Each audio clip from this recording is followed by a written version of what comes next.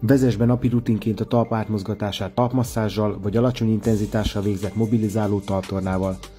Végezz reggeli átmozgató rutin részeként, edzés bemelegítő blokkjában vagy lazításképpen egy fárasztó nap végén.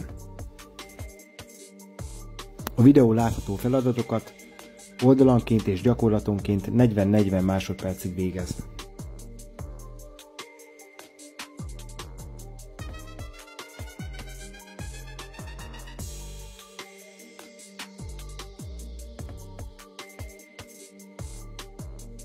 A sérülés kockázatának csökkentése érdekében a saját testsúlyos mobilizációs gyakorlatokra csak akkor térj át, ha már a talp kellő előkészítése megtörtént.